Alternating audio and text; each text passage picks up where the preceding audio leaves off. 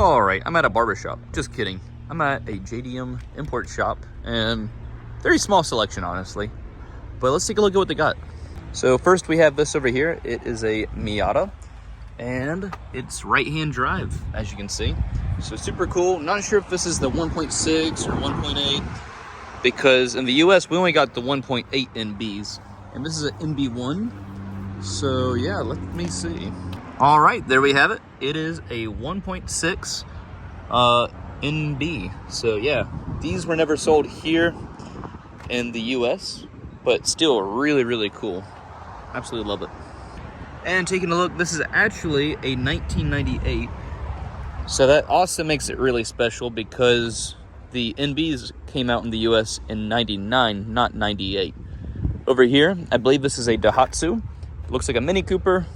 Really cool with all of the chrome and stuff. Right-hand drive, obviously. Pretty cool looking carpet. And very short. Like, take a look at that. Not that much room. With that Mini Cooper look on the back. We have a Honda over here, which I believe is the mid-engine one. Maybe I'm wrong. Yep. Mid-engine. And yeah, all that space in the back for your friends. I mean, wow. This one is a automatic. I think all of these are except for the Miata so far. But really cool. Very, very boxy looking. Over here we have a Fit, which I think this is actually called a Jazz, but here in the States it's called a Fit.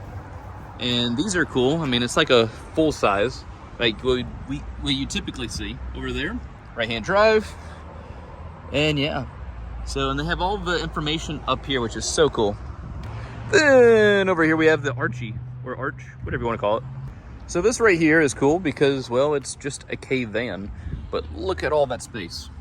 All the empty space in the back. You could literally camp out of this. I heard stories about people skiing and camping in it at night. It's a manual, definitely has a front end of a Bulldog.